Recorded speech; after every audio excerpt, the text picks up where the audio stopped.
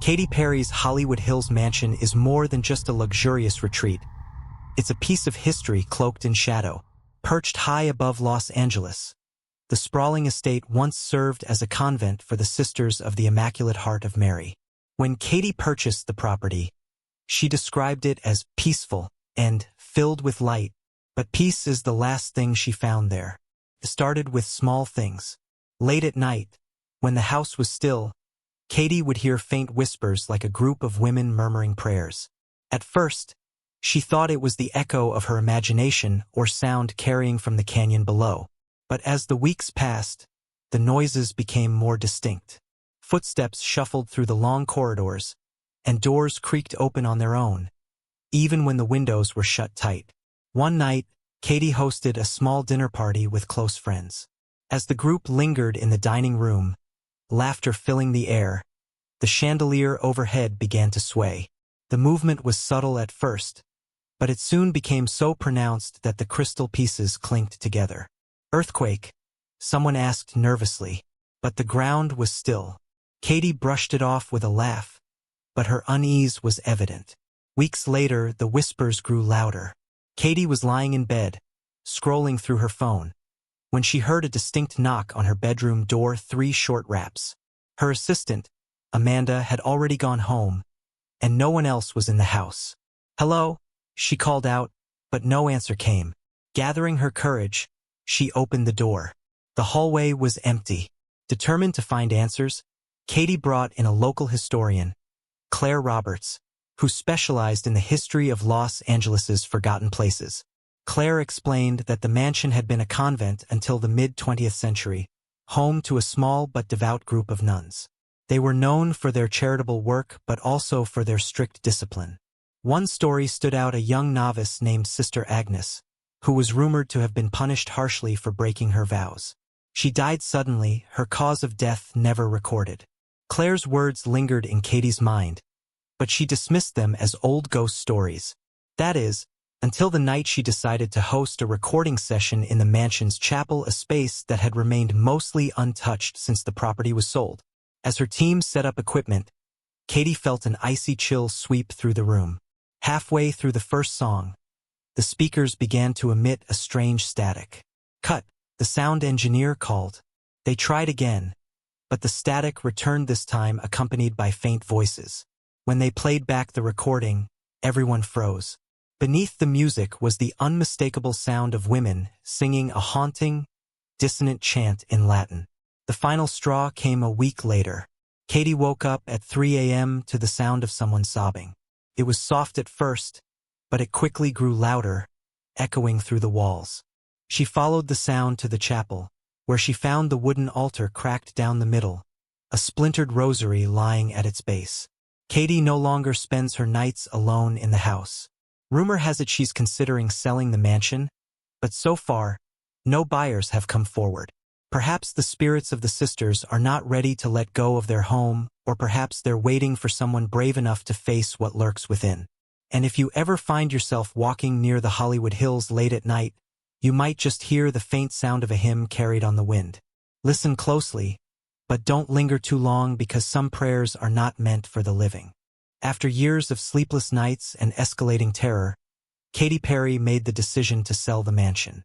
The house sat on the market longer than expected, its unsettling reputation quietly whispered about in certain circles.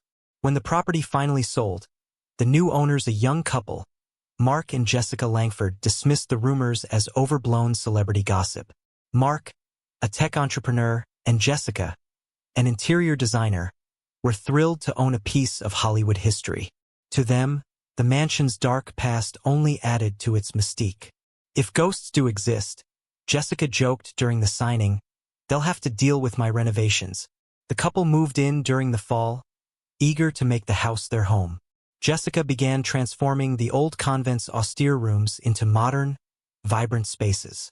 The chapel, however, remained untouched. "It's beautiful as it is," Jessica told Mark one evening. "It has character." The first few weeks were uneventful. But then came the night they hosted a housewarming party.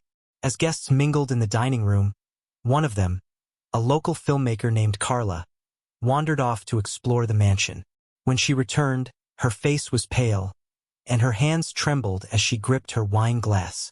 "Are you okay?" Jessica asked, concerned. "I think I just saw someone," Carla whispered.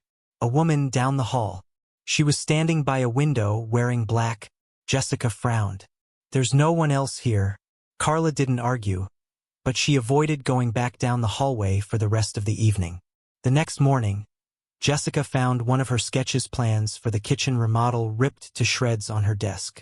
She blamed it on the cat, though their Maine Coon, Oliver, had never shown interest in papers before. A week later, Mark began waking up at odd hours. "It feels like someone's watching me," he admitted one morning, his face haggard. Jessica teased him, chalking it up to stress from work. But deep down, she felt it too, the sense that they were not alone. Then, one rainy night, it happened. Jessica was working late in her home office when she heard faint music drifting through the house. It sounded like a hymn, sung by a chorus of women.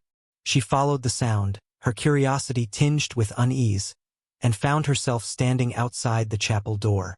Pushing it open, Jessica froze. The room was bathed in a soft, flickering light, though no candles were lit. The air was heavy, suffused with the scent of burning incense. At the center of the room, the cracked altar had been meticulously repaired, the broken rosary now draped across it like an offering. Jessica backed away, her pulse racing, and collided with Mark, who had followed her after hearing the music himself. "What's going on?" he whispered. Before she could answer, the chapel door slammed shut, cutting them off from the strange scene inside. The couple tried to convince themselves it was a fluke, perhaps an old electrical system causing the lights, or an overactive imagination brought on by the house's history. But the activity grew worse. Footsteps echoed through the halls at night. Doors opened and closed by unseen hands. And the whispers began faint and indistinct at first, then louder, always coming from the direction of the chapel. One night, as Mark was reviewing security footage in the kitchen, he noticed something chilling. At 3 a.m., one of the cameras caught a figure standing in the hallway, a woman in black, her face obscured by a dark veil. She stood motionless for nearly a minute before vanishing into thin air. Jessica refused to watch the footage. "I don't want to know," she said, her voice shaking. "I just want it to stop." But it didn't stop. A month later, Jessica woke to find words scrawled across her bedroom mirror in smeared condensation. "We are still here." Mark and Jessica called in a priest to bless the house. But as the priest began the ritual in the chapel, the rosary beads snapped, scattering across the floor. The walls seemed to groan, the very foundation of the house trembling. "Leave," the priest said, his face pale as he hurriedly packed his belongings. "This house doesn't want you." The Langfords are still living in the mansion, though they're rarely seen at social events. Neighbors report strange lights flickering in the windows late at night and claim to hear chanting carried on the wind. Mark and Jessica have stopped talking about their experiences, but friends say they look different, haunted, as if the house has marked them in some way. And though they've tried to sell the mansion, no buyer has stayed interested for long. One potential owner fled the property after just 10 minutes, muttering, "There's something wrong with that place." The house sits high in the Hollywood Hills, watching over the city like a silent sentinel. And at night, if you stand close enough, you might hear the whispers. Faint prayers carried from another time, reminding the world that the nuns of the convent have not and will not leave.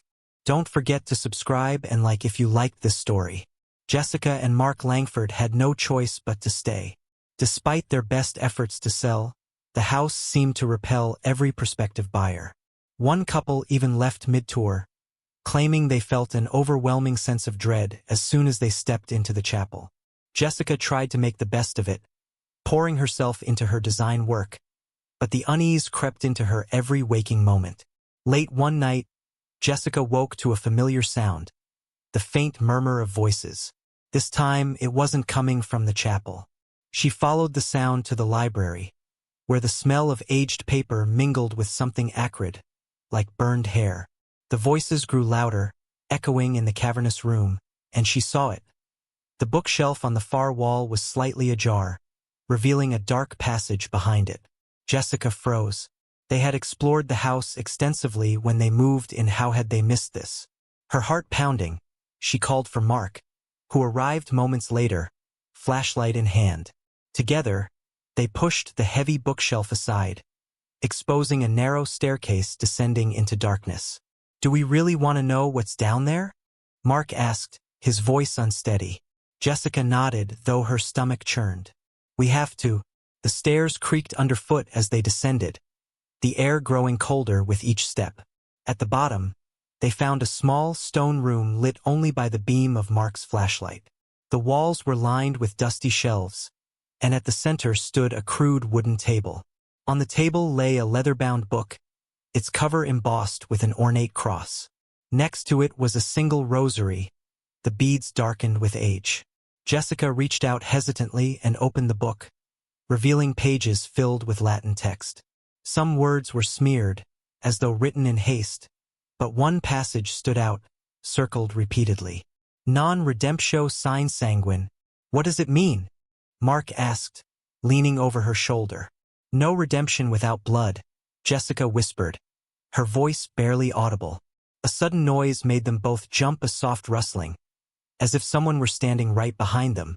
Jessica whipped around, but the room was empty. Then, the flashlight flickered and died, plunging them into darkness. "Mark!" she cried, gripping his arm. "I've got my phone," he said, fumbling to turn on the flashlight app. As the pale light illuminated the room, Jessica gasped. The walls were no longer bare. Scrawled across the stones in what looked like ash were dozens of words, repeating over and over, "Confess." Mark grabbed her hand. "We're leaving. Now." But as they turned to climb the stairs, the door at the top slammed shut with a deafening crash. The air grew thick, pressing down on them, and the faint sound of chanting filled the room. It wasn't coming from above or below, it was all around them. Jessica screamed as the rosary on the table began to move, the beads sliding as if an invisible hand were pulling them. Then, the cross spun violently before snapping in half. Mark pounded on the door, shouting for help, but the wood didn't budge. The chanting grew louder, the Latin words echoing in their ears, "Sanguis et redemptio," blood and redemption. Suddenly, the room fell silent. The oppressive weight in the air lifted, and the door creaked open on its own. Without a word, Mark and Jessica bolted up the stairs, slamming the bookshelf back into place. But the next morning, Jessica found the book from the basement on the kitchen counter, the rosary draped over it. She stared at it, her hands trembling. "We didn't bring this up," she whispered. Mark didn't answer. He was staring out the window, his face pale. Jessica followed his gaze and saw what he was looking at. A figure in the garden. It was a woman in a long black habit, her face obscured by a dark veil. She stood motionless, facing the house, as if waiting for them to notice. And then, slowly, she raised one hand and pointed directly at Jessica. Jessica stumbled back from the window, her heart racing. "Mark, do you see her? She's pointing at me." Mark nodded stiffly, unable to speak. The woman in black remained frozen in place, her finger unwavering. Jessica grabbed her phone to take a picture, but when she turned back, the figure was gone. The garden was empty, the morning sunlight cutting through the trees as if nothing had happened. "This is getting worse," Jessica whispered. "We have to leave. We can't stay here anymore." Mark finally spoke, his voice low. "Where can we go? No one will buy this house. And even if we leave, what if it follows us?" Jessica shivered at the thought. They had read enough stories to know that leaving didn't always solve the problem. Desperate for answers, Mark contacted the local historical society, hoping to learn more about the mansion's time as a convent. Jessica, meanwhile, combed through the leather-bound book from the basement. The Latin was difficult to decipher, but a phrase kept appearing in the text, one she hadn't noticed before. "Immalatio labora numbers." Her phone buzzed, breaking her concentration. It was a text from Mark. "Got something. Meet me at the library." Jessica grabbed her keys and left immediately. At the library, Mark was waiting with an elderly woman named Eleanor, the head of the historical society. Eleanor's face was grave as she laid out a stack of faded documents. These are records from the 1930s, just before the convent was abandoned, Eleanor explained. There were rumors, horrible ones, about a schism among the nuns. Some believed that prayer and devotion were enough to save the convent. Others, she hesitated. Others turned to darker practices. Darker practices? Jessica asked, her voice barely above a whisper. Eleanor nodded. There was a man, Victor Holloway, who lived nearby. He claimed to have answers, to offer salvation for their struggling convent. But his methods involved ritual sacrifices. Mark leaned forward. Sacrifices? It was said that Sister Agnes, the most devout of the nuns, tried to stop him. She believed the rituals were blasphemous and would damn the convent. But one night, she vanished. The remaining nuns never spoke of her again, and soon after, the convent closed its doors. Many of the nuns disappeared or were sent away. No one knows what happened to them or to Sister Agnes. Jessica's blood ran cold. What if they're still here? Eleanor gave her a long, hard look. It's possible. If the rituals were unfinished, if the spirits weren't laid to rest properly, they could still be bound to the house. Mark sat back, his face pale. But why target us? We didn't do anything. Eleanor hesitated. It's not about you. It's about the house and whatever remains unresolved within it. Jessica glanced at the documents, her stomach twisting. One of the pages bore a hand-drawn map of the property, and on it, a small X marked a spot near the garden. What's this? She asked, pointing to the map. That, Eleanor said, is where they say Sister Agnes was last seen. That evening, Jessica and Mark stood in the garden, shovels in hand. The map had led them to a spot beneath an ancient oak tree, its gnarled branches twisting like skeletal fingers against the darkening sky. As they dug, the air grew colder, and the familiar feeling of being watched returned. The ground was tough and unyielding, as though resisting their efforts. Just as Mark's shovel struck something solid, the wind picked up, carrying with it a faint whisper. Jessica froze, her breath clouding in the icy air. Did you hear that? Mark nodded. It said, stop. Ignoring the warning, Mark continued digging until the object was fully uncovered. It was a wooden box, sealed with an iron clasp. He pried it open with the shovel, revealing its contents. A blood-stained habit, a cracked rosary, and a brittle piece of parchment scrawled with Latin. Jessica picked up the parchment, her hands shaking. It's a confession, she whispered, scanning the text. It's from Sister Agnes. Mark's flashlight flickered as the wind howled around them, and the whispers grew louder. The words on the parchment seemed to twist and change, becoming sharper, darker. Jessica read aloud the final line, her voice trembling, "Forgive me, for I failed to stop him. May my blood cleanse this place." The ground beneath them began to tremble, and a deep, guttural moan echoed from the house. Suddenly, the garden lights exploded, plunging them into darkness. Before either of them could react, the oak tree groaned as if alive, its branches bending unnaturally toward them. From the shadows, a figure emerged, a woman in a tattered black habit.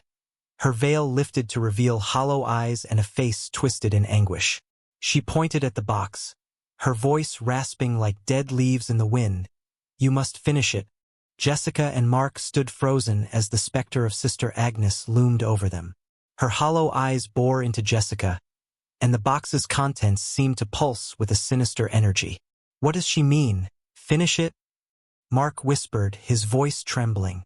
Jessica glanced at the confession in her hands.